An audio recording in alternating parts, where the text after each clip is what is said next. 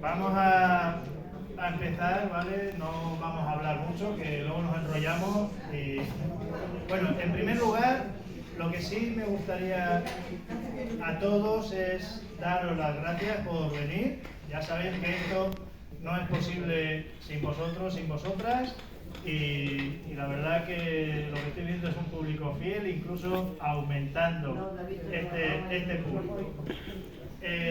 Otra cosa es que la semana que viene vamos a tener otra película, vamos a proyectar Calle Mayor, ¿vale? De Bardem. Va a ser también el miércoles, creo que cae el día, puede ser el día 5 de marzo, si no me equivoco, 5 o 6 de marzo, vale, pues el miércoles también a las 7:30, ¿vale? Va a formar parte de un montón de actividades que va a hacer la residencia universitaria y una de ellas va a ser la película de Calle Mayor, ¿vale? Y bueno, ya sin más, bueno, ya sin más presentamos la película que vamos a ver hoy. Es La tía Tula, dirigida por Miguel Picazo, es del año 1964, y ya sabéis que es una adaptación de la novela de Miguel de Unamuno, que se llama igual, La tía Tula, pero tiene una serie de diferencias que sobre todo que la novela cuenta la historia entera, desde que sale del pueblo hasta el final, digamos, de su vida, y esta película se centra en la parte central de la novela, se centra cuando muere su hermana y bueno, ya lo veremos durante la película. Vale, luego hablaremos de semejanzas y diferencias, porque a lo mejor hay gente que se ha leído la novela que no ha visto la película o viceversa. Con respecto a la ficha técnica, ya os digo, el director es Miguel Picazo, a lo mejor pues ni nos suena, ¿vale? No hizo muchas películas, esta de hecho es su primera película.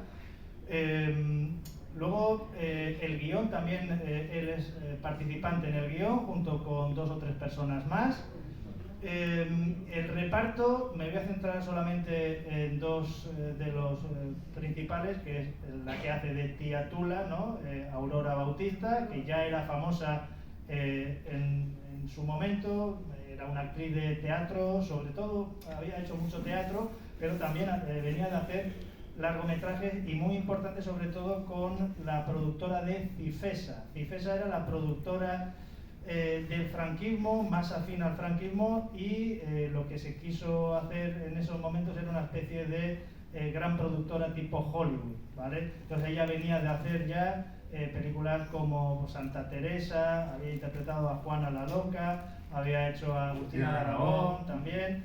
Entonces esto es un cambio de registro para ella muy importante, porque claro, de hacer películas de heroínas de la historia de España, sobre todo hacer este personaje con esta temática tan compleja, pues para ella, ahora os explicaré un poquito cómo la asumió, ¿no? El actor principal es ¿cómo se llamaba este? Carlos Estrada. Carlos Estrada, es verdad, Carlos Estrada, argentino. Era menos famoso, sí, era actor de teatro.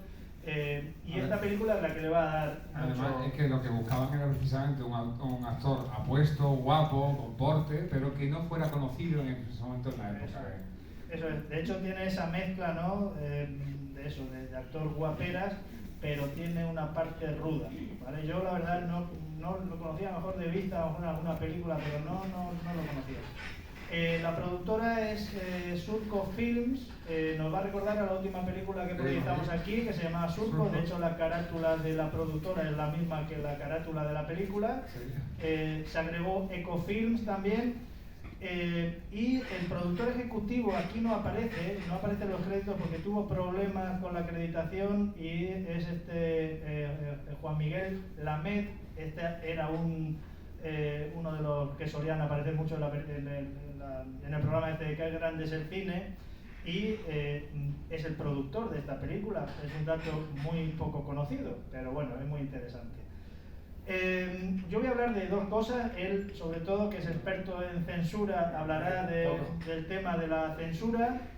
Yo voy a hablar un poco de cómo era el cine, en estos minutitos, cómo era el cine en los años 60, ¿vale? Hemos proyectado ya, las películas que hemos proyectado han sido de los años 50, y hay un cambio a partir de los años 60.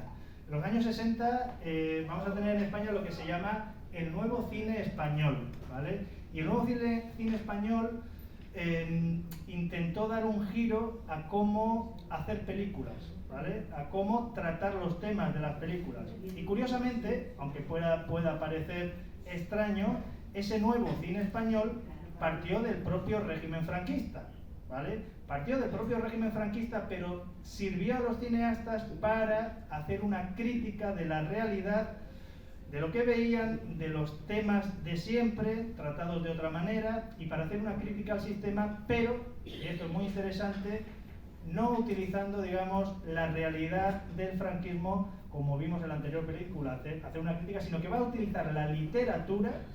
Por ejemplo, esta novela no vive el franquismo, pero va a utilizar esta obra para hacer cierta crítica a los valores del franquismo, en este caso de la Iglesia. Además, lo que se hace con esta primera película de este nuevo cine español es empezar a potenciar la sutileza.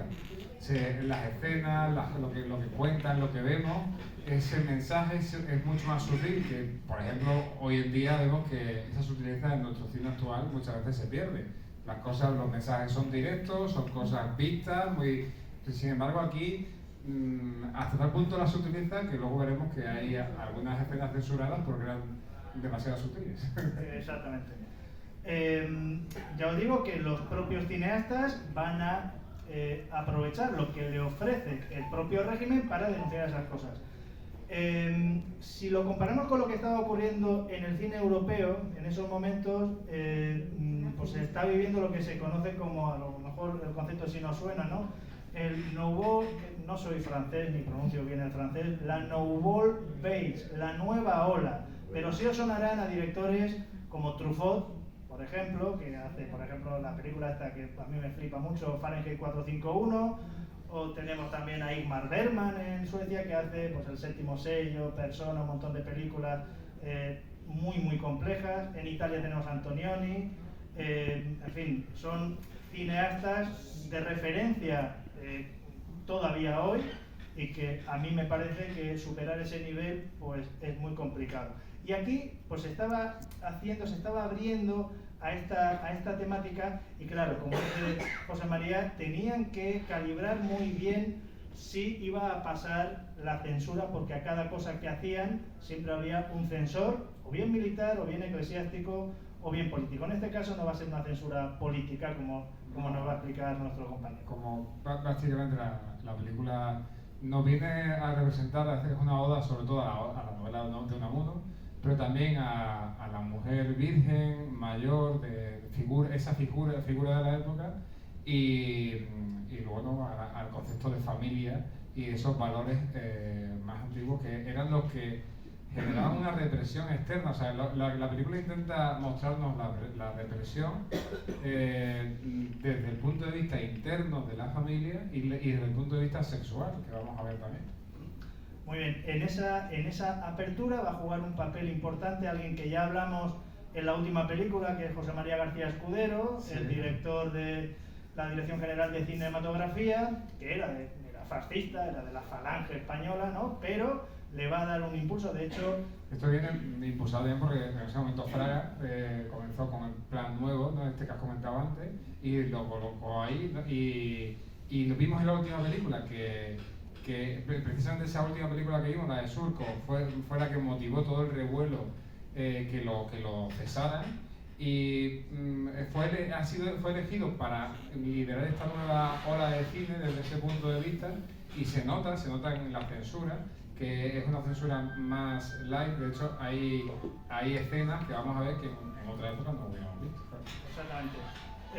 Bueno, él, como dice José María, va a ser llamado por Manuel Fraga, que empieza en el Ministerio de Información y Turismo, y entonces vuelve a llamar a José María García Escudero, que va a estar en la Dirección General de Cinematografía del 62 al 68. En 1961 es cuando se va a crear lo que se llama... No pasa nada, cosas del directo. Bueno, en 1961 se va a crear lo que se llama la Escuela Oficial de Cinematografía. Esa Escuela Oficial de Cine es donde van a surgir todos estos cineastas nuevos, Miguel Picazo, a todos nos sonará luego también Carlos Saura, nos sonará también Mario Camus, bueno, un montón de directores que con estas ideas nuevas van a hacer cine.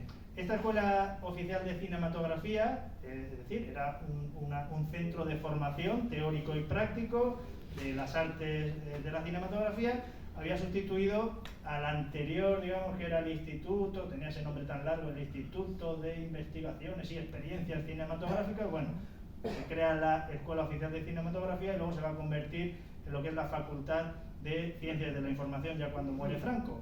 Bien, pues Picazo se forma ahí, de hecho va a ser profesor de esta escuela y, bueno, empieza él, digamos, no solo a dar clases, sabemos que era un muy buen profesor, bastante divertido, muy inteligente, sus clases se llenaban y cuando piensa en la tía Tula, en adaptar esa historia para su película, él recuerda, bueno, haber pasado, y aquí ya voy a hablar un poquito del rodaje, hablamos un poquito luego ya de la censura y yo con esto ya lo dejamos para después. Vale.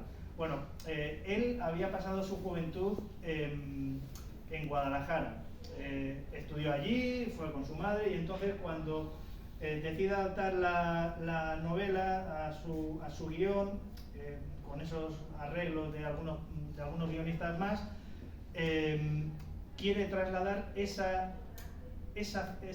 España interior muy de Unamuno, muy una Salamanca, digamos, aunque no se cita en la novela en qué sitio están, y bueno, incluso va a aparecer lugares reales, como por ejemplo aparece ahí la calle Mayor, la pastelería de Manolo, la estación de tren, que es donde termina la película, digamos el descampado este también muy famoso, el Sotillo, el cementerio, bueno, todo eso. Pero la gran mayoría de la película está rodada en interiores, parece que está en una casa rodada, pero en realidad son estudios. Es decir, un estudio es una planta gigante y lo que vemos es lo que quiere mostrar en la cámara. No es una casa, por lo tanto no hay luz natural, no hay... que es donde se gastaron un montón de dinero en el tema de la iluminación. Bueno, pues él va a utilizar esos grandes estudios que le proporciona la productora. Tuvo muchos problemas en conseguir dinero, siempre lo tuvo, de hecho tiene guiones que no llegó a rodar. Por ejemplo, quiso hacer en sus últimos años una segunda parte de La tía Tula, tenía el guión escrito, terminado, pero no encontró financiación. Ahora hace unos años la Diputación de Jaén, porque él es de allí, publicó un libro con ese guión y bueno, si algún director se quiere animar a hacer una segunda parte de La tía Tula, pues sería estupendo. También se quedó sin financiación, por ejemplo, la película de Jimena, la mujer del Cid, que hubiera sido también una visión muy interesante de este director. La película no costó mucho, ¿vale? Era un presupuesto, digamos, medio, sabemos que costó 3.800.000 pesetas, más o menos era un presupuesto medio. No consiguió grandes beneficios, aunque sí fue un éxito total del tema de taquilla. De San Sebastián. Exactamente. Lo que pasa es que luego fue un poquito coartada para que no saliera tanto, aunque llegó a Festival de Nueva York también. Y bueno. Y sí, bueno, ya con esto yo terminaría. ¿Cómo consigue a la actriz, ¿no? A Aurora Bautista?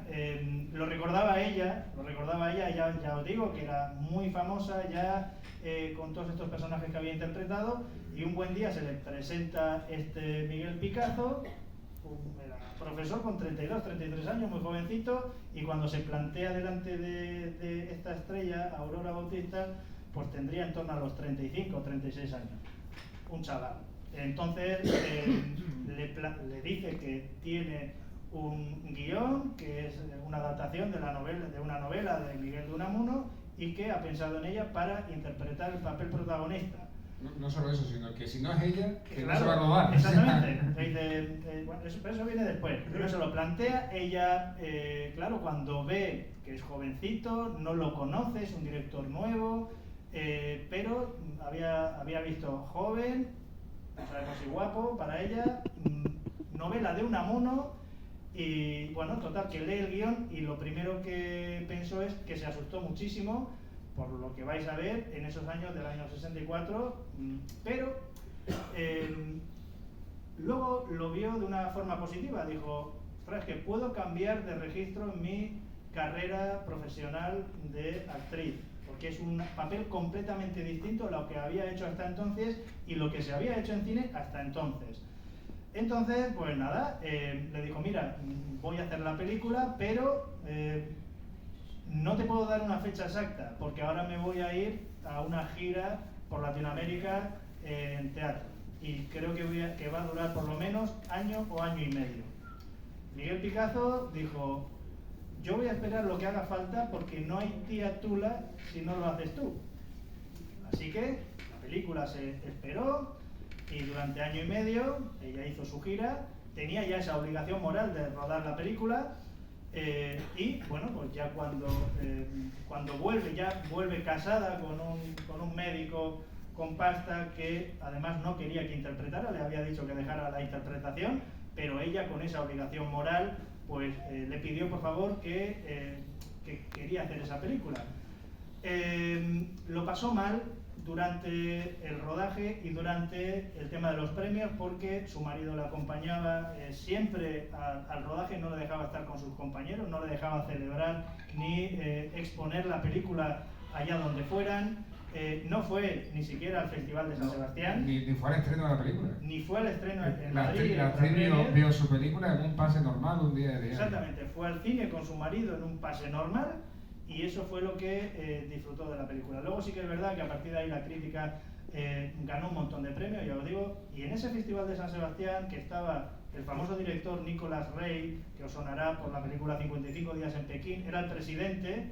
Y conforme acabó la película, él fue el primero que se levantó y aplaudió. Saber una cosa, el Festival Internacional de San Sebastián se plantean películas de primera línea. Allí estaba en ese año 64 América, América de Elia Kazan y sin embargo le dieron la Concha de Plata a Miguel Picazo. Entonces, esto fue una película que tuvo mucha trascendencia, fue luego también por otros festivales por Nueva York y bueno, yo por mi parte quiero que disfrutéis, luego ya hablaremos de todas las temáticas que plantea la película, que son muy... Y como digo siempre, una anotación, unas notitas para luego ir comentando y desgranando la película. No sé si quieres decir... A nivel cinematográfico sí es importante que nos fijemos en un par de cositas. Vamos a ver, porque Miguel Picazo aquí desarrolló mucho y le dio otra vista a lo que es el plano secuencia. El plano secuencia es cuando en cine se graba todo sin cortes. Entonces, os va a llamar mucho la atención y fijaros cómo esos planos desde el pasillo, recorriendo hacia atrás y ves cómo avanzan los personajes, o cómo cuando los personajes van a discutir y entonces el plano se aleja y luego se acerca, utiliza esa técnica cinematográfica para enseñarnos esa tensión que vamos a ver, en algunos casos tensión sexual, de cómo ellos se sienten atraídos, pero a su vez no pueden. Y es un plano que se utiliza, y hoy en día se utiliza mucho más en acción, en cine de acción, porque nos da esa vertiginosidad, o sea, esa velocidad y esa prontitud, pero sin embargo aquí lo utiliza de una manera muy sutil, como hemos dicho antes, y se ve, es muy grande a la hora de verlo. Cómo le da ese cambio, esa de visión de esta técnica. Y otra cosa que también nos tenemos que fijar son los silencios. ¿Por qué? Porque esta fue una de las primeras películas que se utilizó sonido real y sonido en directo. Lo que se grababa también en el momento que iba acompasado con la imagen. Y entonces lo vamos a ver como cuando hay unas niñas jugando, que esos diálogos son diferentes y luego esos silencios de esos personajes que muchas veces van a decir mucho más en silencio que un diálogo, ¿no? Y está muy bien, muy bien. Quería que lo supierais para que lo apreciarais a la hora de verlo. Vale, pues y ya sin más, pues vamos a darle al tema. Bueno, pues disfrutar de la peli.